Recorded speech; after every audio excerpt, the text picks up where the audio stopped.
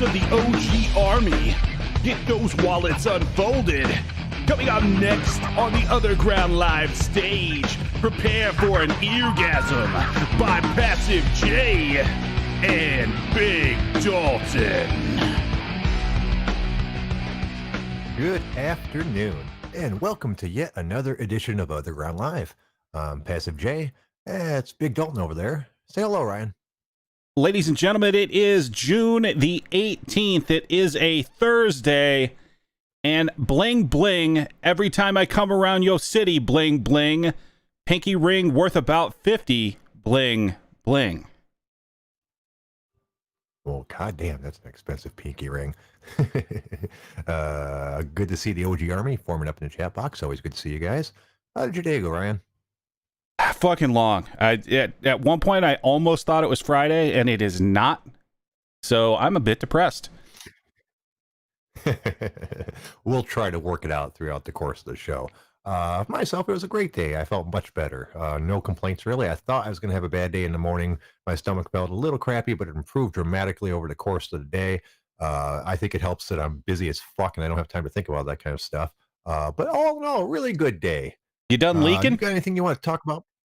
Yes, I'm done leaking. Yes, that was an embarrassing incident that I probably shouldn't have mentioned on air, but what's done is done. So I guess I'm just going to have to deal with the aftermath of that.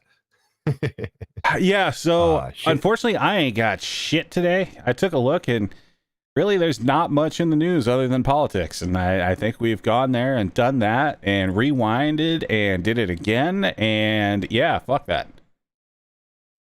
Yeah, unfortunately, I had a really busy day. I was hoping to be able to look stuff up online at work, but my job is dramatically busier than it even normally is at this time. This is the start of the busy time of the year. I feel like I'm the only busy person at that entire fucking country club, which I'm sure is not true. But on the inside, no one's coming in to eat lunch or dinners or anything like that. We're not having special events. So most of the inside staff's bored out of their fucking mind.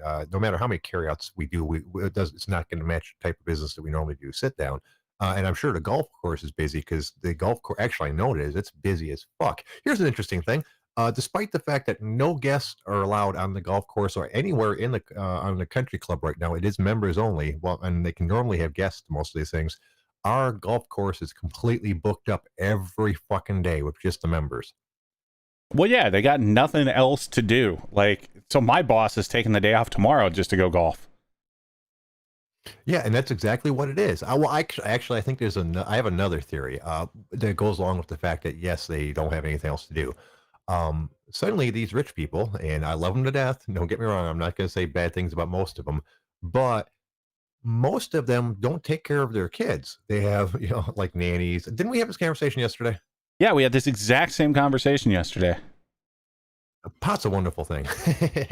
But yeah, it still continues, and that's why the golf course is really super busy, because the men don't want to have anything to do with it either, so they're trying to stay out of the house as much as possible.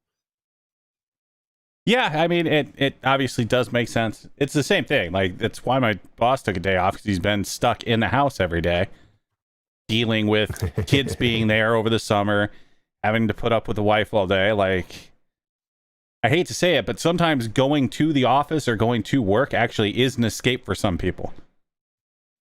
Oh, certainly. I see it a lot at the country club. There's many of our members that could have retired years ago, barely do anything at the company anymore, but they own the damn thing. And so basically, you'll see like 85, 90-year-old guys go into the office 3 times a week for like 4 hours and basically just amuse themselves in their office for a while and walk around and look at all their stuff. but they don't want to retire. They picked up the habit of working, and even though they're only doing it at their leisure, it's still something that they feel like they need to do. Hey, it's just the thing. You need variety. And if you're stuck at home all the time, you want to be outside a house. Or if you're out doing shit all the time, like at some point you just want to stay home. Like, that's how life works. Yeah, I guess that's true. I just can't conceive having that amount of money and still being bored enough to go into work. I don't know. I guess if you've been rich long enough, you get bored of all kinds of shit. Maybe you got tired of traveling. Like, I've always wanted to travel, which is a weird paradox because I can't fucking stand flying and I don't really fit in the cars for long trips. But there's all kinds of places that I've always wanted to see and experience. So if I had lots of time and lots of money, that'd be definitely something I'd be doing. But I guess after that, there's a whole bunch of variations on travel. I really like to take a motorhome across the United States. I think that'd be a cool experience.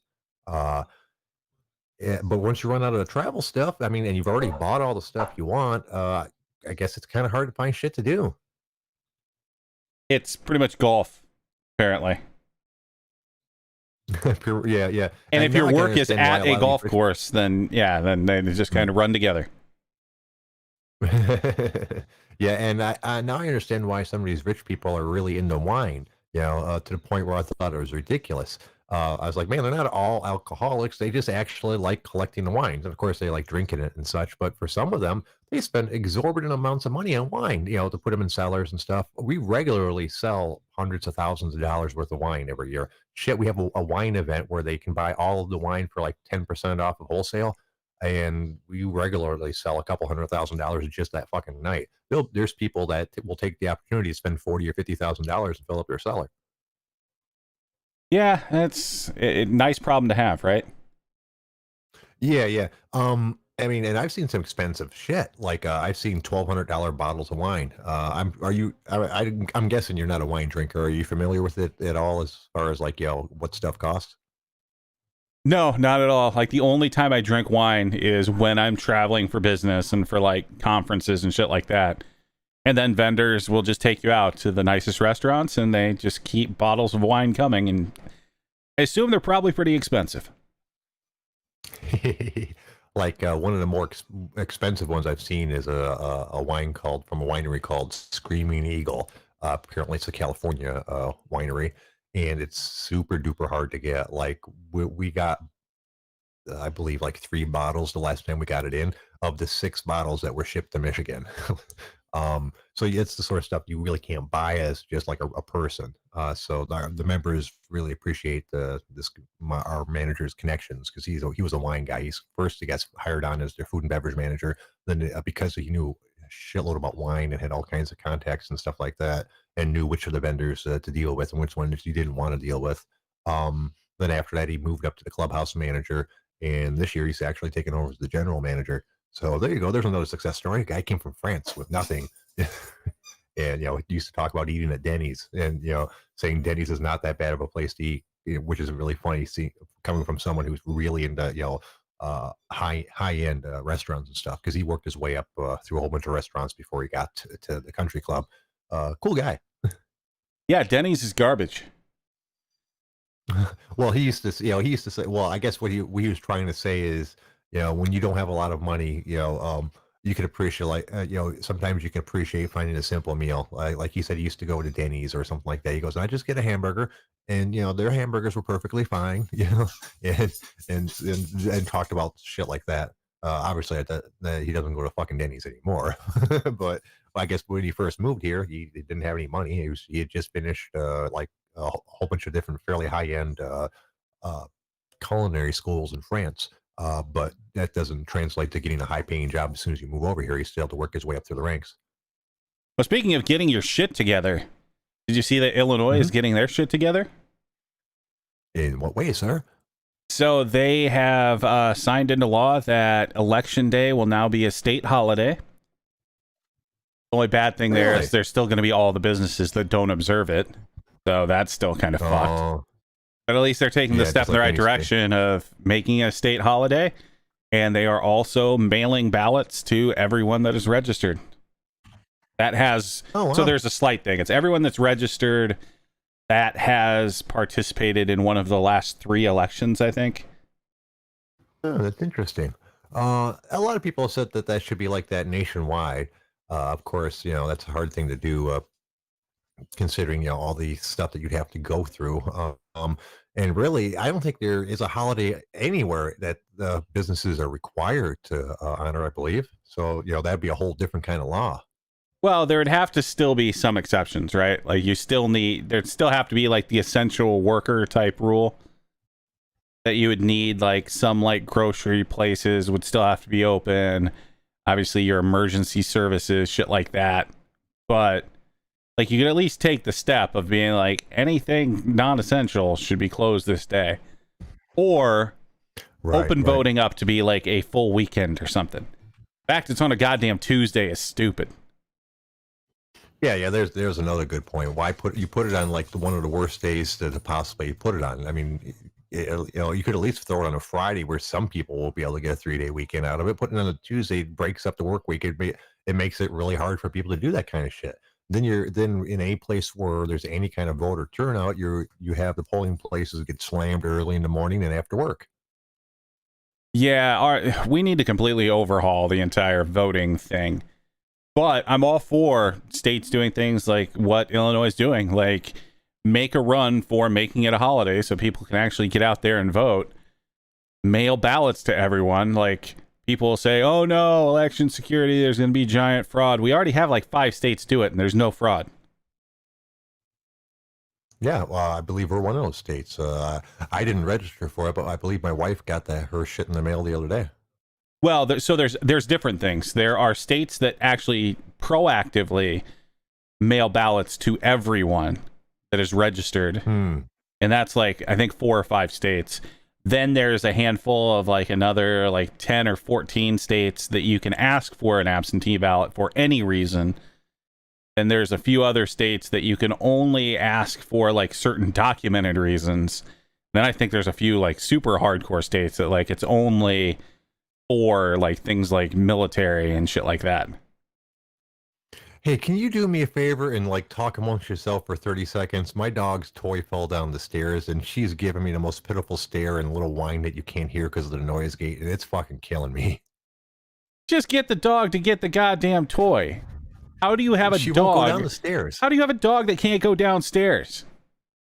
Have you seen her? Her short legs are her front legs are shorter than her back legs. If she went down the stairs, she'd probably tumble. She's afraid of the stairs. She won't. We discouraged her going down there because there's nothing in the basement for her. So now she's taking it to heart. Dude, give me just 1 second. I'll be right back. I apologize, dude.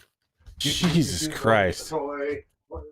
How can Jay actually have animals that are more worthless than him? Like, what the fuck's going on? Jesus Christ. Okay, my dog is pitiful. I will admit that. It was fucking 1 step down. She wouldn't go down 1 step to get the fucking thing. You're teaching these animals to be lazier than you, Jay. I know. Oh shit, dude. I'm sorry.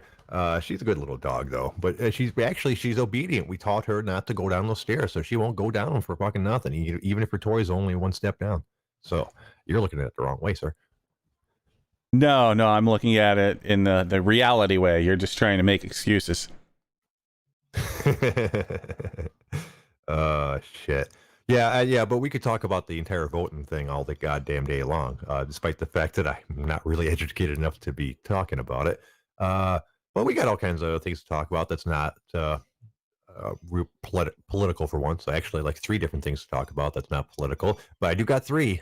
Well, and there's not a lot to say about voting other than like we just need to we need to make it more accessible because it is a right people should be exercising.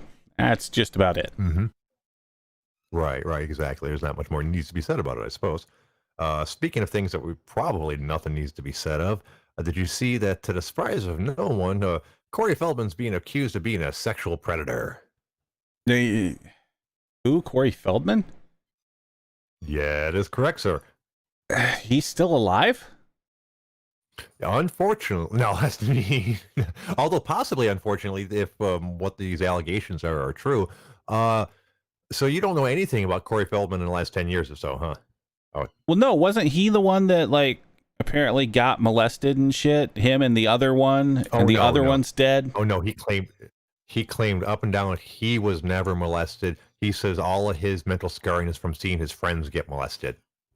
So yeah, he was totally molested. Yeah, exactly.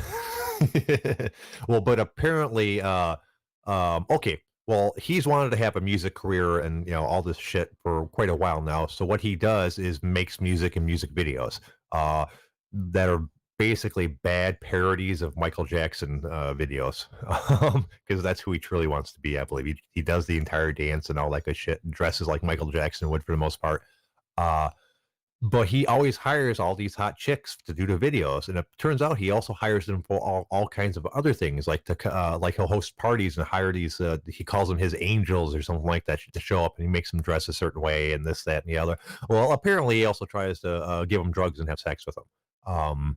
So I'm not sure how much of what they're talking about is actually illegal. I haven't really bothered to look into it too much, but there's a whole bunch of Corey Feldman's sexual predator stuff going on right now.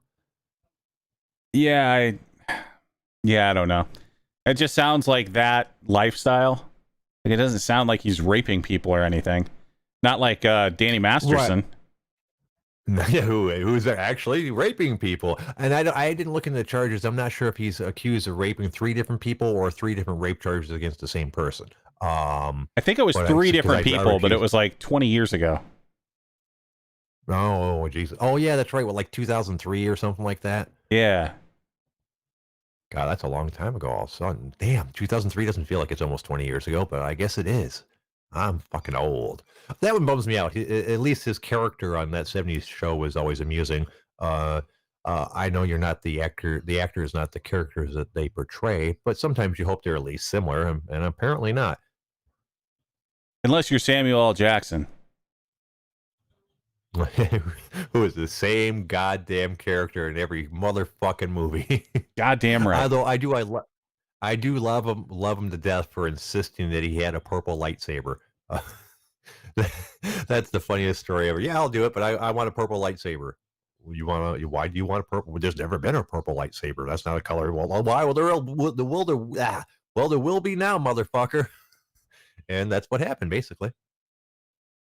Well, he's Samuel L. Jackson. If you want him in a movie, you're going to make a goddamn purple lightsaber.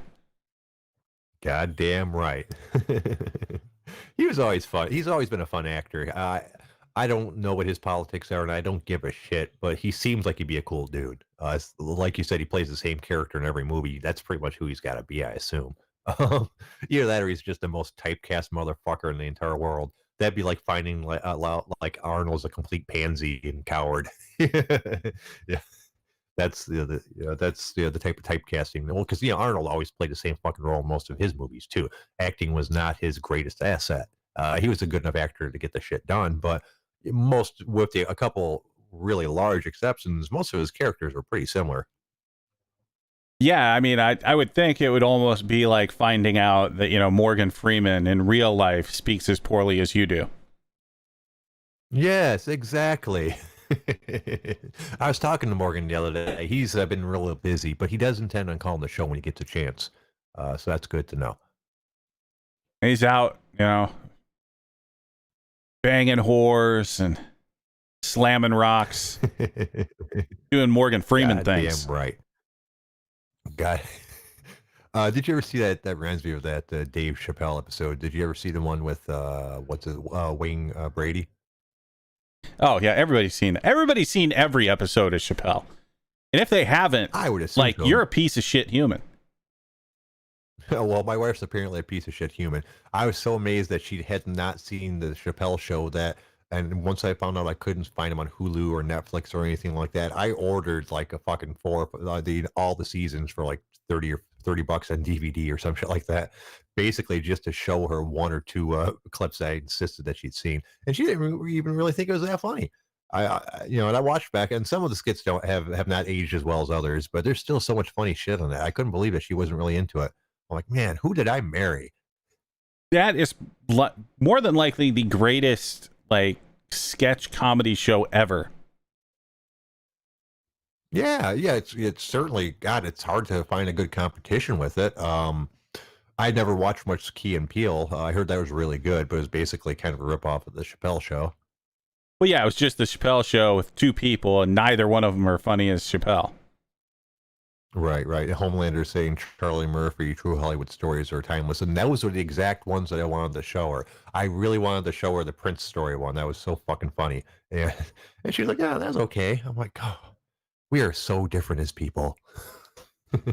I'm sorry, your wife has no sense of humor, which, I mean, I guess kind of might work out. 'Cause, I mean, there are no women that are funny, so maybe they just don't recognize funny. Ah, there are funny women out there, but not a ton of them. Ooh, Uh, uh, oh, let's see, women that I thought that were funny when I saw them. Give me a second. not just funny looking, but uh, like actual funny. God, see, it's a lot easier to find comedic actresses that are funny as opposed to stand-up comics. Because I believe Tina Fey is a very funny person, but she obviously doesn't do stand-up comedy. Um, so Yeah, if we're being already a good speaking of actor and stand-up being able to comedy, do a comedic role, like that's not actually being funny. well, you have to remember Tina Fey was also a writer. That's how she got her start. She was a writer for Saturday Night Live. So a lot of skits that you saw that you might have thought were funny were not written by the people that were doing it. They were written by her. Yeah, Um, but she's not funny. so okay, Jesus, you got me on a spot here. I know there's funny women. Uh, This maybe is the there's one not. Holy stereotype shit. that is right 100% of the time. No, no. I mean, people. I had to watch. I don't watch a lot of female stand-up comics because you are right. A lot of them don't make me laugh. But I know there's funny ones out there. Sarah Silverman's made me laugh before. She's got a really weird sense of humor. Yeah, she's But I not think she funny. can be funny sometimes. She's not funny. I saw her. I've been looking for this Pretty hot for a skit Jew, interview but not funny. forever. Dude, she did a thing way back, and it's got to be like in the late '90s, early 2000s, where she was completely unknown, and she went on a show. I want to say it was a Bill Maher show, but or it might have been Dennis Miller on HBO, where and he did it. I think it was Dennis Miller, where he did the thing where Also he'd have not them come funny. out do a bit. That one I won't argue with too much. Well, they would he'd have the stand-up comic do a bit and then and then sit down and interview him, and she came on and bombed fucking on purpose, like really horrible racist jokes, mostly Jewish ones, like but not funny ones. And me and my buddy are sitting here going, "What the fuck is happening here? Is she doing this on?" And then and then she went down and had an interview, and she tried to have the weirdest fucked up interview. Like, yeah, I think she mentioned, she goes, I'm having a good day. Yeah, yeah. No, my ass hurts from all the anal sex. And just really crazy off the wall fucking comments, and which I thought was kind of impressive because she wasn't like a big comic. She was a complete unknown, so she took some pretty big fucking risks early in her career. Uh, so I don't know if I'd say she was funny, but I do have respect for her in that regard. And I've heard her say funny things before. But damn, I feel like I'm making your case for you. You are. You're winning this argument for me against me. God damn, I feel like I need to go to Google, look up female stand-up comics. Yeah, you're going to do that and you're going to be like, yeah, not funny, not funny.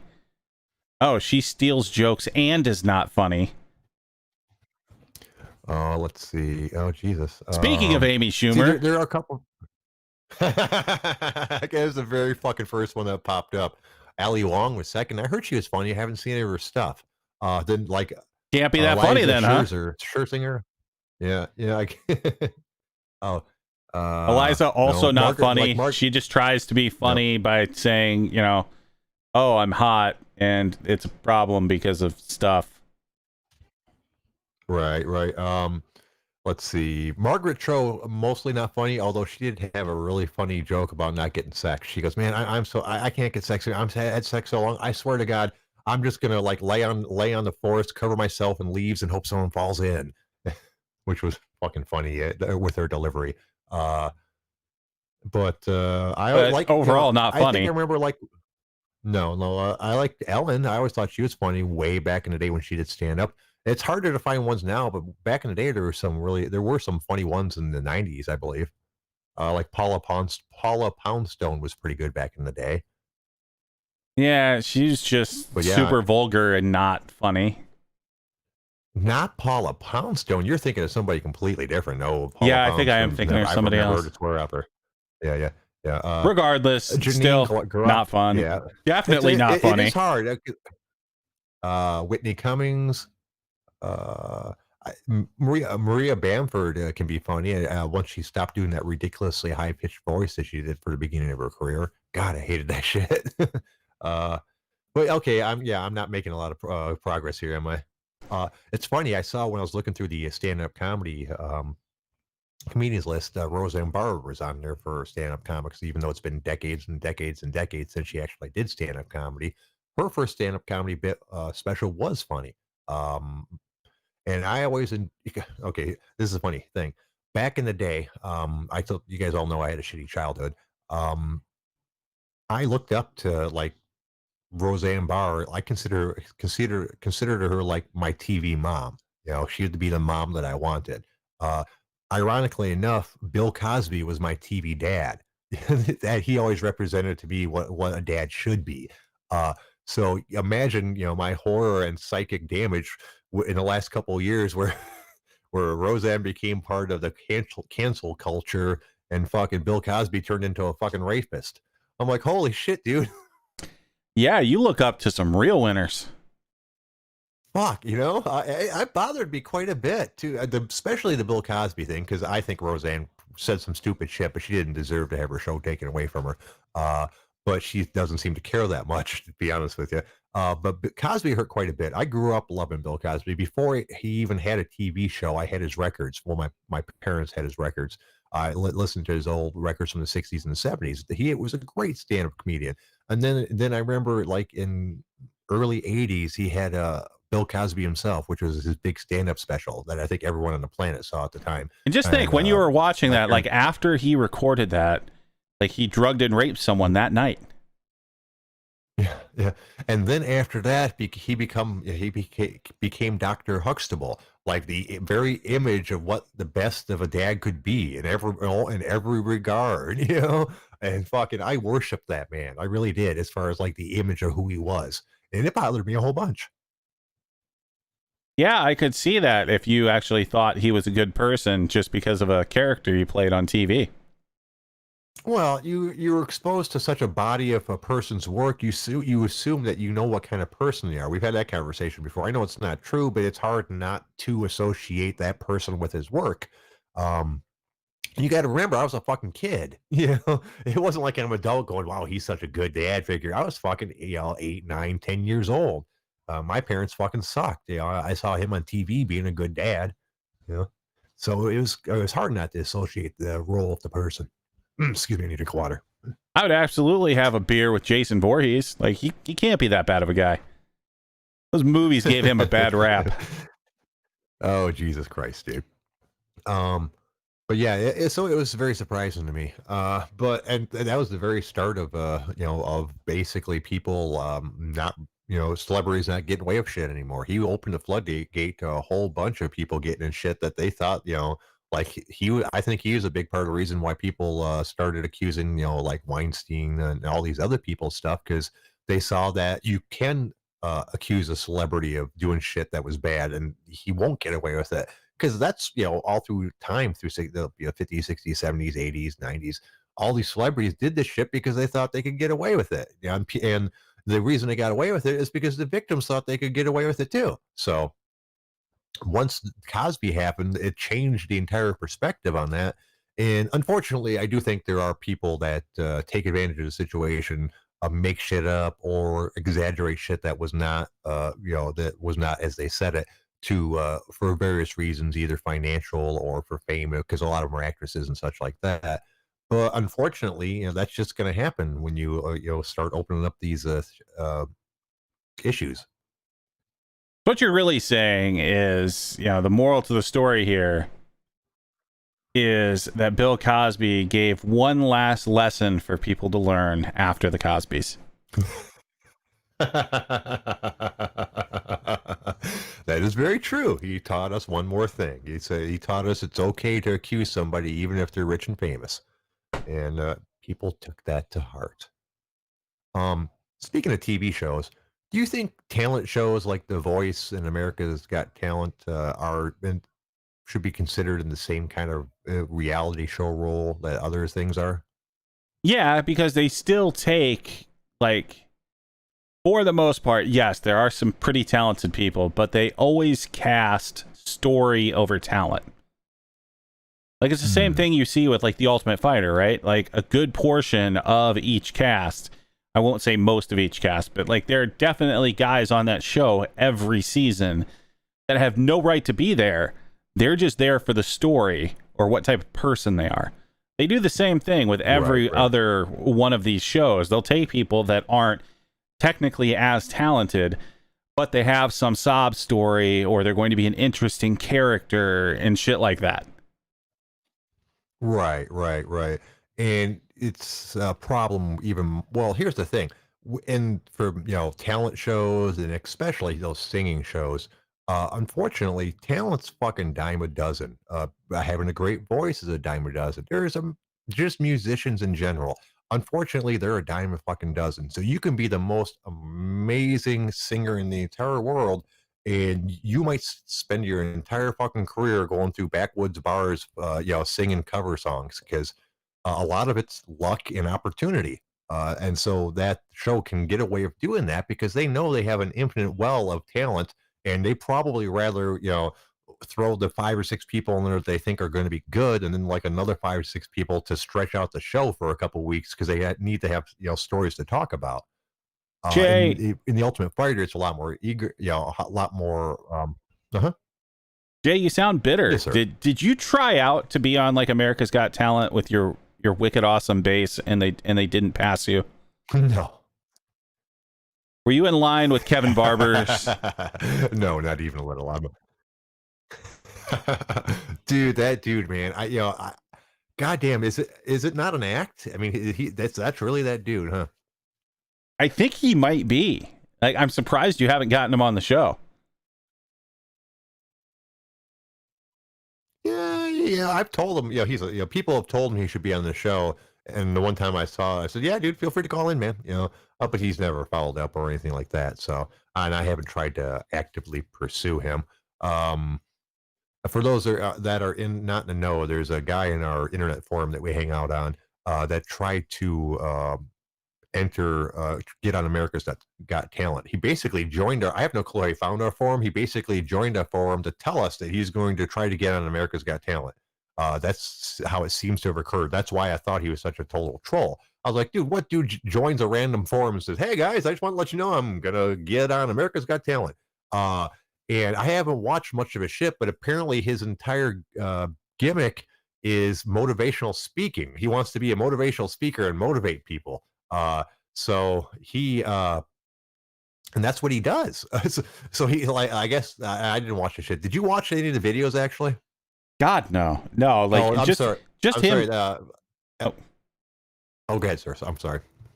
I was just saying, I find him way too cringy. Like, even in his posting, I don't think I can handle it. Right. Yeah.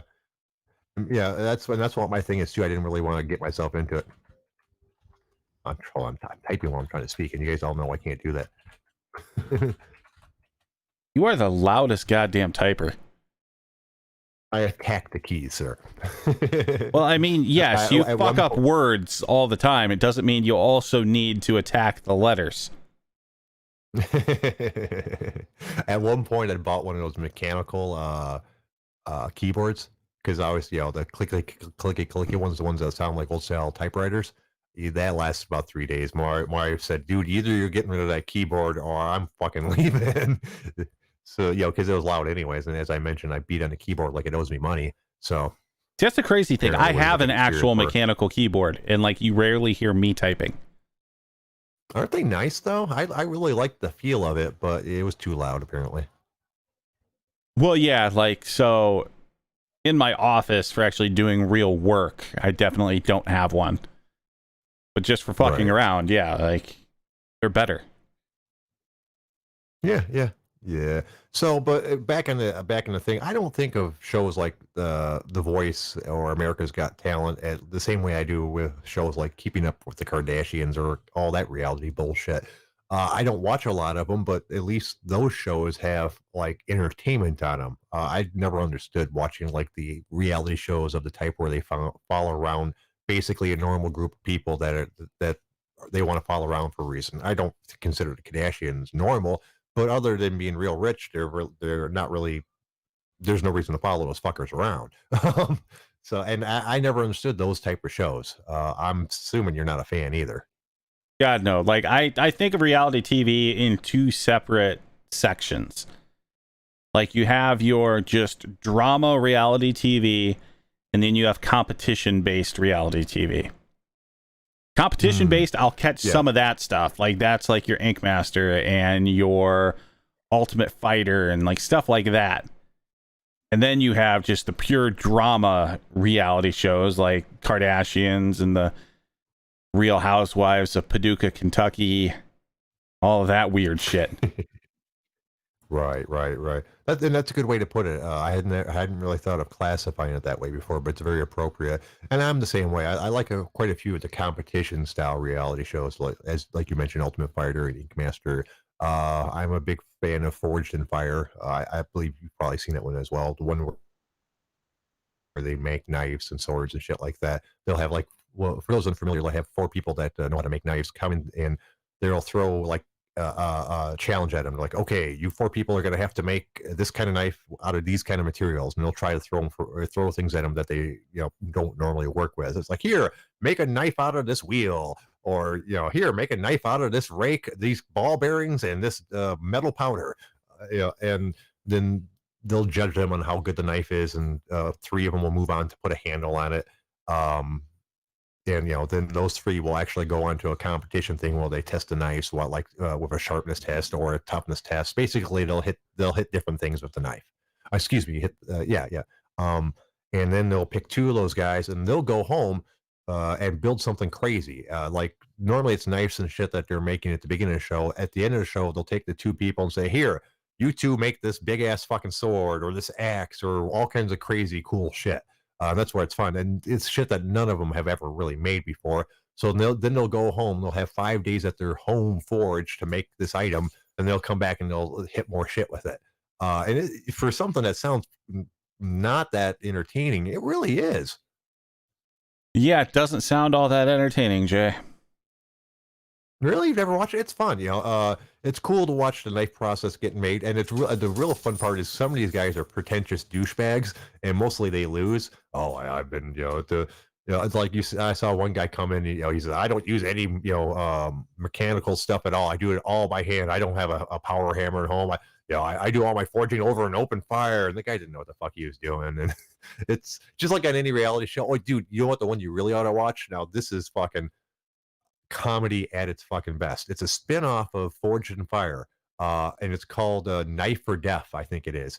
And what they do is, instead of having people make knives, they have people bring knives and swords and whatever that they want, and then have like obstacle course, like think American Ninja, but each station is different things that you have to do with your weapon. And the people that come on this show basically are in 2 categories: professional cutters, because apparently there's a fucking actual sport of people that basically cut things with big old knives. Most of them bring something called a competition style chopper. Those guys do well for the most part. Then there's the other guys. Most of these guys bring swords of various types, and half of them are big fat guys, and basically cosplayers. And there's nothing more fun to have someone go, yes, this is a samurai blade that's, it's been folded, the metal's been folded over 300 times, and it's been forged and such and such and such and such. And then watch them bend that fucking shit on like the second time they thwack a fucking 2x4 with it. Dude, the crestfallen look on some of these people's face where their supposed treasured 300-year-old weapon bends like a fucking paperclip is amazing. The actual competitions, you're seeing a whole bunch of people, mostly big guys, because apparently it's a big guy sport. So you like even the competition are big beefy guys, probably because they can get a lot more force going, running around hitting different stuff with knives and swords. So, but there's a lot of comedic value. You should watch a couple episodes for that, nothing else. Yeah, no, I'm good. As Homelander kind of alluded to, like, yeah, if I'm not even gonna watch the original show, the spinoff is probably even less likely. Oh, come on. We all know that Joni Loves Chachi was way better than Happy Days. Dude, I'm not that old. No, I don't. No.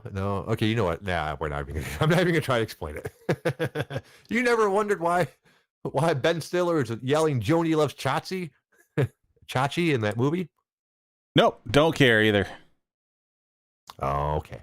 Well, that's fine. We'll just move see. on. I don't watch it. I don't watch a ton of reality TV. Like, I will watch Ultimate Fighter.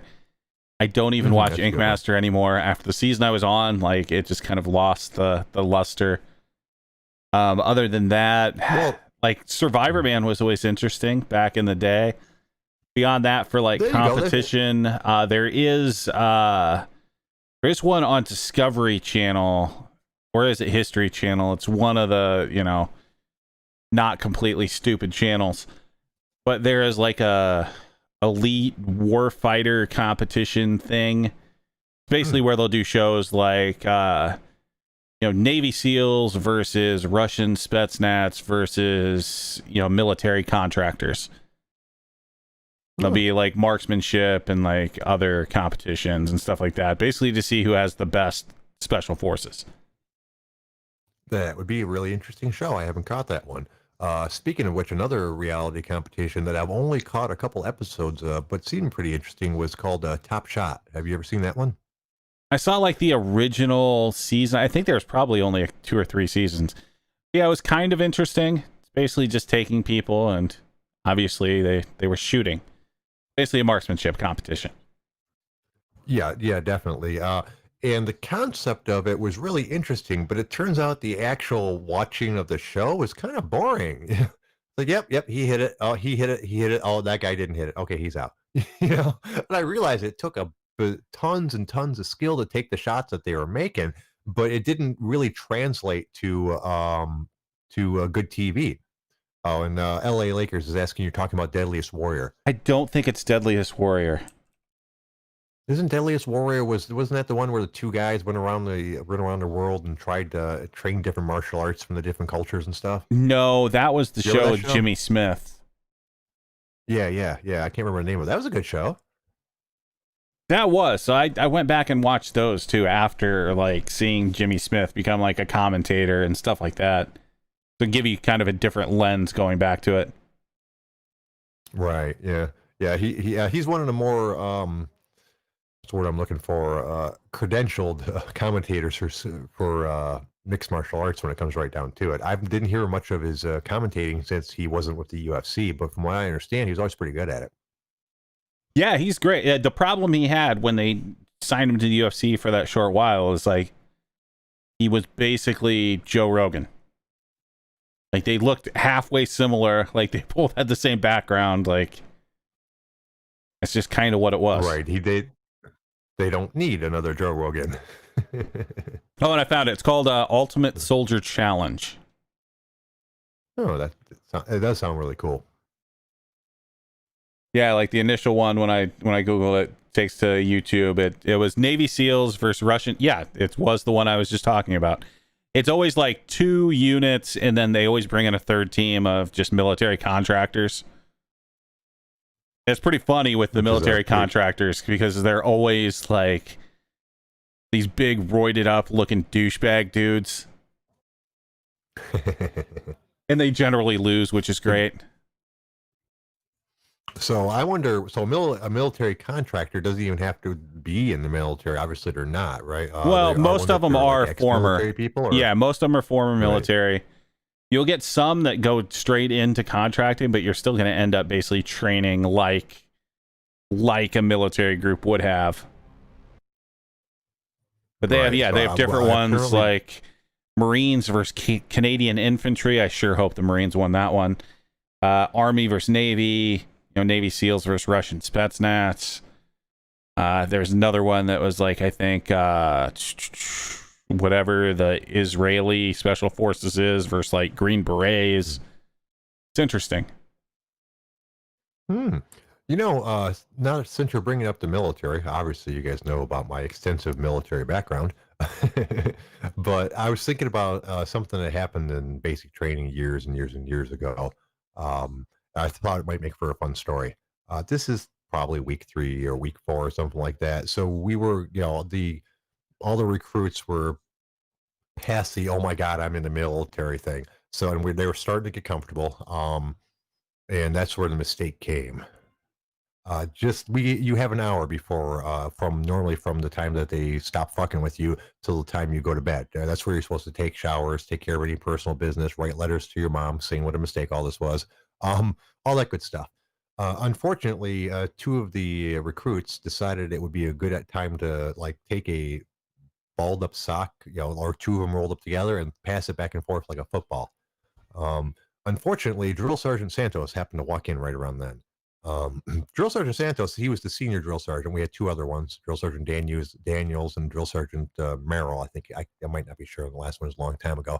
And we always thought Senior Drill Sergeant Santos was pretty mellow. He tried to be the good cop, and he had his two assistant drill sergeants be the bad cops, and they were good at it. Unfortunately, Drill Sergeant Santos must have thought we were getting a little too comfortable in his barracks, and that's exactly how he put it. He said, "Oh, you're throwing a football in my barracks." He had a really weird, like Jamaican or South Seas kind of accent that I'm not going to try to do because it'd probably fuck up the story. But imagine like in a South Seas barrack accent. He goes, "Oh, you are disrespecting my barracks. That is unacceptable. You may no longer live in my barracks. You must take all of your stuff and get out." So people start looking at each other. He goes, get out of my barracks. You do not live here anymore." So they start to like get stuff out of their lockers and load it up into the thing, and they start heading for the door. He goes, "Hey, where are you going? Don't you need some place to sleep? You better take your beds with you." We lived on the third floor of a 4-story building. The first story had like laundry rooms into it, but I'm not sure if these type of barracks are common all the place. But the bottom floor was open on all four sides. They were building sports things, but that's where like the companies were assembled in the morning. So it was 3 floors above it, but this was open outside basically. So he told us we needed to take all of our beds and get them out of the barracks down 3 flights of stairs, and set them up there. So he said, "You have 1 hour to get out of my barracks and get all your stuff out of my barracks. There better not be anything left in this barracks." So and this is like, so that's 50 beds. We had, for 50 people. So we had to get all of our stuff, all of our beds, and carry them all down the stairs. And then, as we're piling them up there, he goes, "You can't just pile your stuff up there. This is your new home. You better not disrespect your new home. All these beds and your bunks better be set up and ready for inspection in a half hour." So then we had to rush around and get them all ready for inspection. So which means all the beds had to be in a perfectly aligned row, and they couldn't be an inch off or anything like that. It had to form a perfect grid. So we got it done just in time. So he said. Then he walks up, he looks around, he goes, "I am a forgiving person. I have forgiven you. You all may live in my barracks again. You have 45 minutes to get all of your stuff back upstairs and ready for inspection." It was a long fucking night, dude. But no one disrespected his barracks ever again. That's what you get for being fuck ups. Yeah, that's there's all kinds of interesting stories from that time period. I don't regret that. I don't regret doing it. I was bitter for quite a bit afterwards that I got kicked out, because it changed my plans quite a bit, but in overall I don't regret doing it. It makes for some interesting stories, if nothing else, and I have a little bit of idea of what military people have to go through, at least at first. Obviously it gets a lot worse from there, but like I said, I do wish I was able to do it. My dad was a Marine. My brother was in the Army. His son was in the Army. My wife was in the Navy. It was pretty much all of our family was in the military. So, and in certain ways, even though it was a medical thing, I feel like a failure. There was nothing I could do about it. I mean, in retrospect, I should have hid the fact that my feet fucking hurt, and never not let a doctor see them. That would have kept me in the Army anyways. I'm not sure in the long run that would have been a good idea, but it's still, it's still a bummer. Let's be honest, though, Jay. Like, it's not exactly what you're probably cut out to do anyway. No, probably not. But I was in a job, in such a job, and I had a combat job too. As I mentioned, I was going to be into MLRS, multiple launch rocket systems. Basically drive around a tank with a whole bunch of rockets on it and shoot at people. But that's the thing. Like, probably shit breaks down at times. Like, and you would not be. You're just not made to be a soldier, Jay.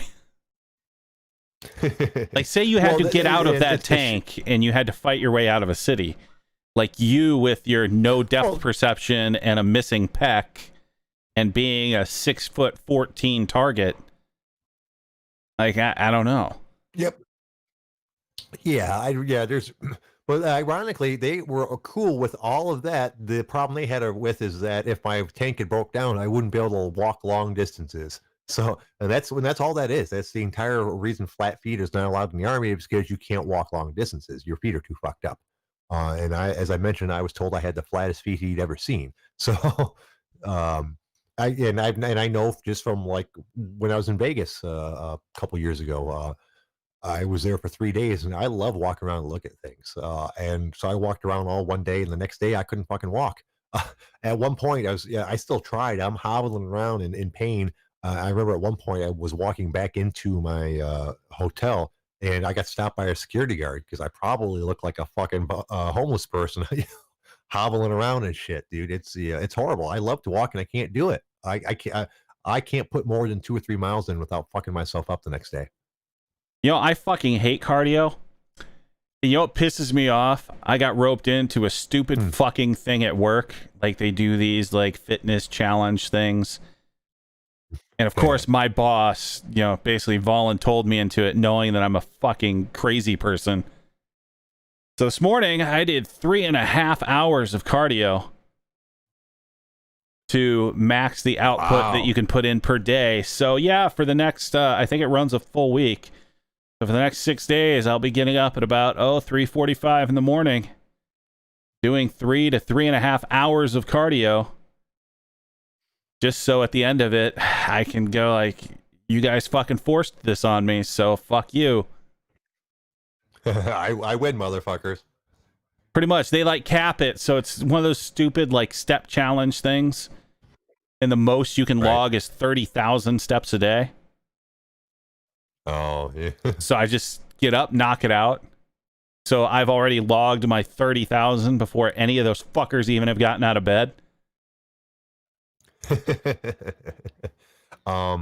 Isn't that too much cardio for you, or don't you worry about, I know you monitor your calories pretty religiously to make sure that you're getting enough input not to lose mass. Isn't that going to up how much you have to eat wildly?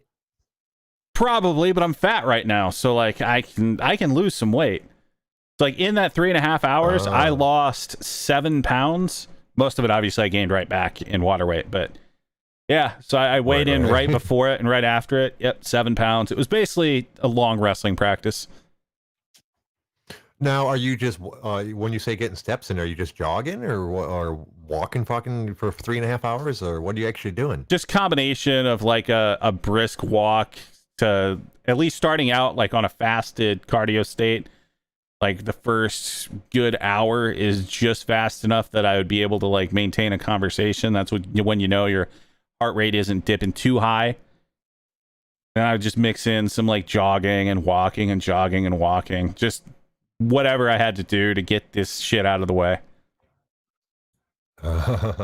Yeah, at one point when I was doing a shitload of cardio, I was basically doing the DDP yoga, which is cardio, by the way. Don't let anyone fool you. I don't know about normal yoga, but DDP yoga is definitely cardio. I have the heart rate monitor records to prove it.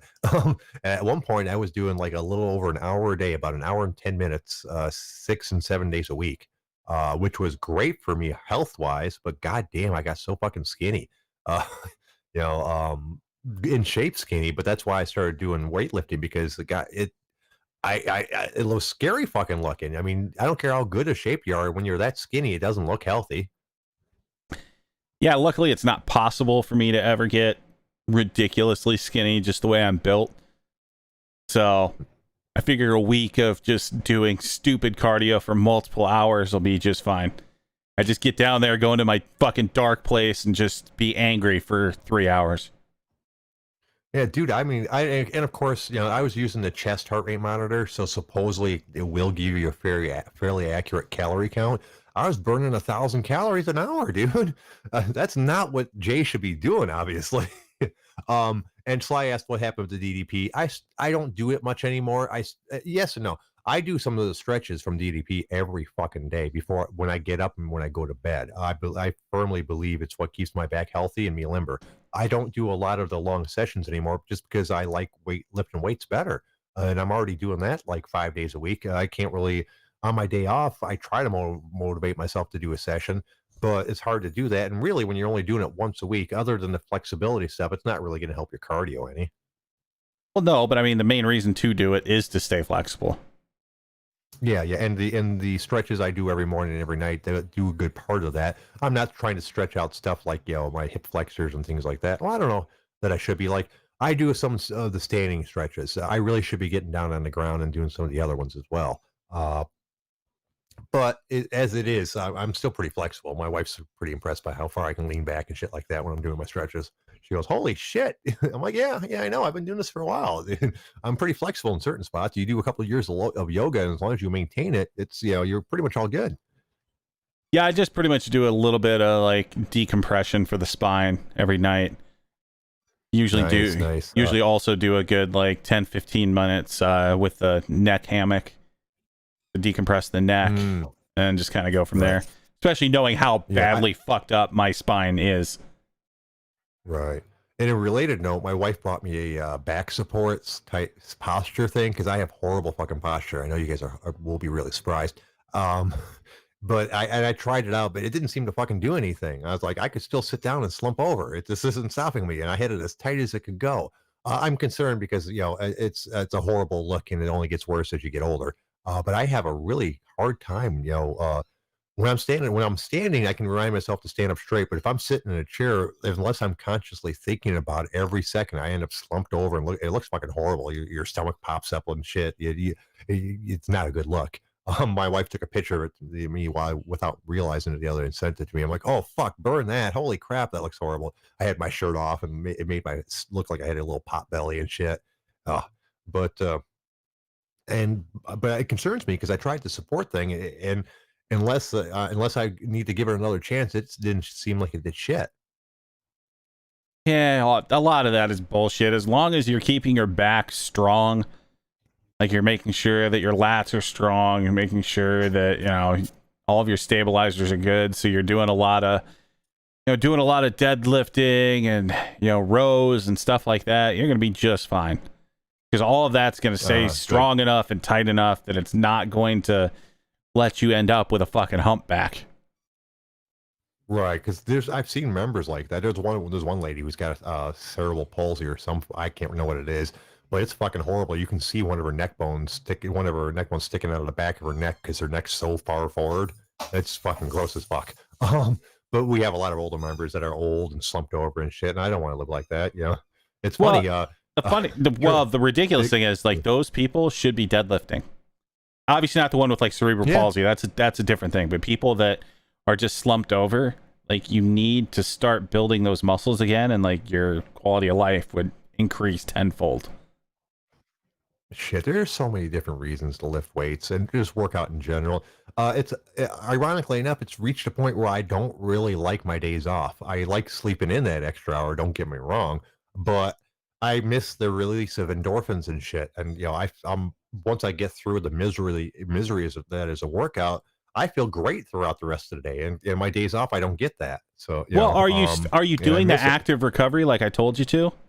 Like on your days off, are you doing yoga or like going for a tricycle ride or even doing some like weighted carries and stuff like that? Before I went back to work, yes. Since I went back to work in the last couple of weeks, I've skipped it to sleep in that hour, which I shouldn't do. I should be doing some yoga on those days off, and I think I'll get back into it because, as I mentioned, I like how I feel afterwards. But it's surprising how big of a difference it makes. I don't feel like I look all that much different now since we're only on week 5, so I've only been back to lifting weights seriously for a month. And I just like recently got my diet sorted out to where I'm getting anywhere near enough calories in me, but I already feel like I look different. I can tell. Just a little bit better definition, and ironically enough, I'm holding myself better, which is like you said, from doing all the deadlifts and stuff. Tomorrow's leg day again, which is my least favorite day, but that's okay. Hey, I'll tell you this: I would rather be doing leg day than 3 hours of cardio. Oh yeah, that's fucking rotten. I've never, back to when you talk about me doing an hour. I think that's why I brought that up. I wouldn't do 3 hours of cardio even if it was just a fucking slow walk. Yeah, well, like when I was doing cardio for a DDP, I kept trying to keep my heart rate between 120 and 140. So most of the time it was kicking around right around 130, and that's pretty high for a whole hour. But that's also depends on what you consider high. Some people try to kick their shit up in like 140 or 150 or 160. which is kind of a poor idea. Yeah, normally for cardio, like I will break out like some interval stuff on the Airdyne. So I'll do like, a minute balls to the wall, a minute rest, minute balls to the wall, minute rest. And by rest, I mean you're still moving, but you're just barely getting along. Right. Yeah, like yesterday was actually not a bad one. I think what was I doing yesterday? I'd have to look it up, but it's funny. The new thing that I've been doing because I don't have the leg press are wall sits. So and I've been gradually moving up the weight that I hold. I've been doing, like it's hard to translate what you said to like wall sits since obviously I can't do sets. So I've been trying to do like 3 or 4 or 5 sets of holding at 30 seconds. I figure that's equivalent. So I start off just with me doing it, and it was hard for 30 seconds. And after like a week or so, I went and grabbed like a 10-pound weight, and I've been getting better and better at it. And I think I'm about to switch to a 25-pound weight for the next one. So I'm fairly happy with my improvement on that one. Yeah, as long as you're making ground on everything you're doing, like you're doing something right. Obviously, the biggest problem for you is diet. Yep, and that's starting to clear up. As I mentioned before, not as many issues today, and I believe I will get all of my calories in. I'm shooting for a bare minimum of 2,500, but I'm actually shooting for 3,000. 3,000 is my goal. If I'm under 2,500 by the end of the night, I need to eat more before I go to bed. Yeah, you need to do something. Yep, and it's reached a ridiculous point. I think it's I'm doing everything I can. I just want to gain a little more weight so I don't look so unhealthy. Because I don't care how good of a shape you're in. If you're too skinny, you don't look good. You look sick. And I don't want to be that guy. Speaking of that guy, look at the time, dude. We managed to do a whole show with almost no topics at all. Yay. I want to thank the OG Army for showing up. You guys are always good to hear from. You guys are the reason we do the show. I want to thank my buddy Big Dalton. I don't know where I'd be without you, sir. You got anything? I have 2 things. Number 1, this goes out to all you cocksuckers out there. Tomorrow morning at 3:45, when I'm doing fucking cardio like some fucking limp-wristed soy latte drinking motherfucker, I'm gonna be thinking about tearing your goddamn heads off.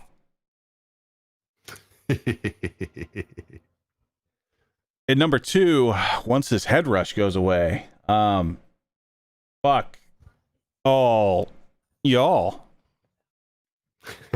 You guys have a great night. We'll see everyone tomorrow at 6. Bye-bye.